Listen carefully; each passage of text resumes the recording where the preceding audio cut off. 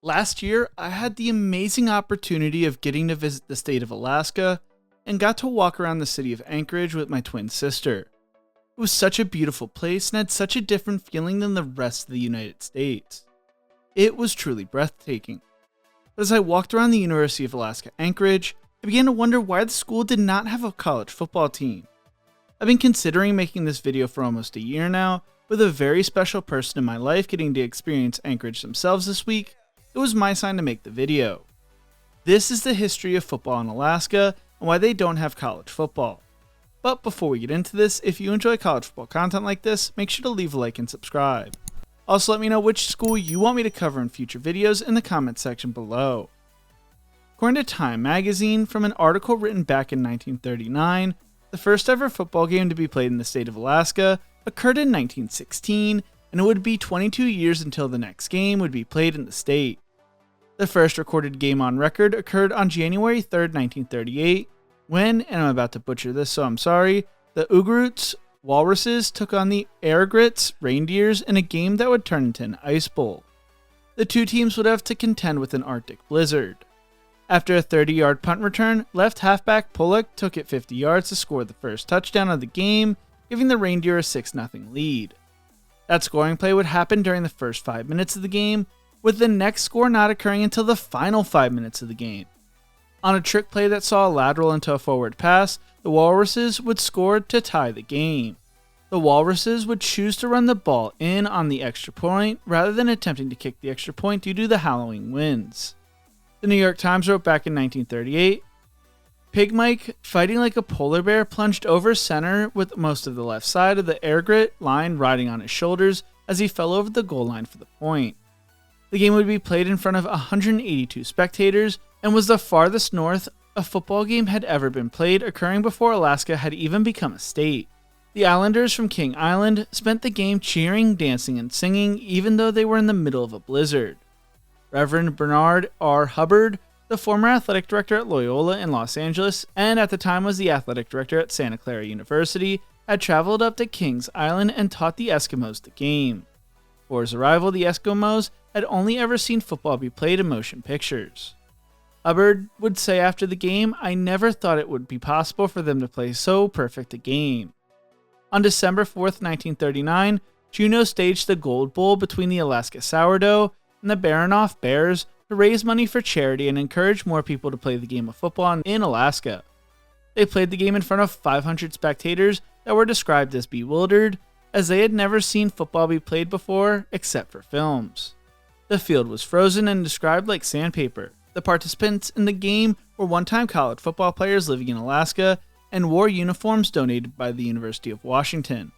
The Sourdoughs beat the Baranofs 6-0. Come 1940, football would move south to Anchorage when the construction of Joint Base Elmendorf-Richardson began. The games were played at the city's baseball field, and by 1944, football began to become legit in the area. The Alaskan Clippers would put together an impressive 3-5 season led by former Purdue star Johnny Galvin, playing against Fort Richardson, Butt Navy V-12s, the Great Falls Bombers in Edmonton, and the University of Idaho Navy V-12 unit and the University of Nevada. 5,500 fans came out to watch the Clippers take on the University of Idaho in Edmonton. Football was slowly growing in popularity in the state, and it hit a peak at the end of the 40s and into the early 50s when they finally would have their first real college football team. The University of Alaska in Fairbanks would choose to put together their own football team where they would play the Ladd Air Force Base Flyers in a series of New Year's Bowl games. The game would be named the Ice Bowl and was dreamed up by a pair of Fairbanks sports writers in 1948.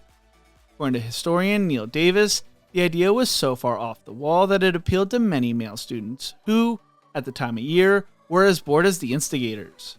In the 2 weeks before the first meeting, 35 U of A students had signed up to play for the college, and thus the rivalry was born. Heading into the first game, the temperatures were so cold that players were discussing the possibility of wearing fur parkas over their uniforms just to stay warm. When the temperatures rose to over negative 25 degrees Fahrenheit, they decided it was too warm to justify the parkas. The game would end in a controversial 0-0 tie, with officials calling back a potential game-winning touchdown by the Flyers due to a player stepping out of bounds.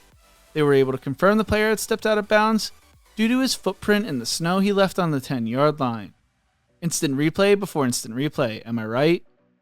The New York Times recounted, chills were bigger than thrills for the 500 fans who stomped the sidelines and squinted at their players through the vapors of their own breathing.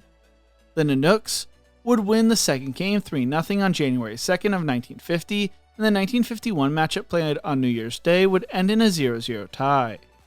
Fans wondered whether there would ever be a touchdown scored in the matchup, but would witness 7 touchdowns by the Flyers in the 1952 game that saw the Flyers win 47-0 in the last ever matchup between the two. The massive win by Ladd Air Force Base led to the end of the football program at the University of Alaska Fairbanks.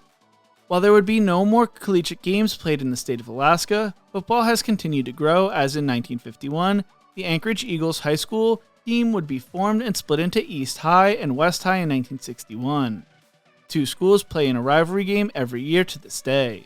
Football grew so much in the state of Alaska over the next few years that in 1983, the first state championship game was played. Mark Schlereth is the most notable player to come out of the state, playing over 11 years in the NFL. There have been a few attempts to bring Arena Football League teams to the state of Alaska, but they would all fail in the long run. So why does Alaska not have any major college football teams or any major sports in general at the collegiate level? Well, the biggest factor may be the distance from the lower 48. From Seattle to Anchorage, it's about a 3.5-hour flight according to Google Flights. If you want to bus the team, it is over a 41-hour drive to Anchorage and 2,263 miles. To Fairbanks, it's a 38-hour drive from Seattle and 2,148 miles. Not only is it an insane drive, you also have to cross into Canada, meaning everyone on your sports team needs to make sure they have their passport. Your closest competition is located in Canada, meaning you would be playing Canadian rules football in a league that, as I have talked about previously, does not care about collegiate athletics that much. There's not much of a pipeline of football talent in Alaska either, and the state has a population of 733,583 and a median average income of just under $40,000 a year. Although it's a massive state in size, it has one of the lowest populations of any state in the US. There is no real tradition of football in the state either, but the University of Alaska Anchorage and the University of Alaska Fairbanks have club teams as of 2021, but there just isn't a demand or clamoring for either team to go NCAA or NAIA. You could play at the D3 level against teams like Pacific Lutheran, Whitworth, and Puget Sound, but all three are located in the state of Washington, making it a major flight to Seattle and then a bus ride to the schools. The schools are also not that big. Fairbanks has a student enrollment of 5,414 students, while Anchorage has 9,991 students. The cost to run a football program and the travel it would entail is just not feasible for a state like Alaska. And then you toss in the weather, things make the case even worse. In Anchorage, the average temperature in September is anywhere from 40 to 55 degrees and drops to around 10 degrees by December, with days extremely short and temperatures intensifying even more. I would love to see the state of Alaska get a college football team down the road, but I just don't think it's feasible. Experiencing Anchorage was so special last year, and I have been thinking about this video since I was there at the end of August. I want to thank frickin' Wolfie_ on Reddit, as they had a great post on Reddit that motivated me to make this video and helped me piece together some information, as there's not a ton of information online about football in the state of Alaska. What do you think? Should one of the major universities in Alaska attempt to launch a college football team? Let me know in the comment section below. If you enjoyed this video, make sure to check out one of my other videos YouTube thinks you will love right here. Thank you so much for watching, and as always, remember to embrace the grind.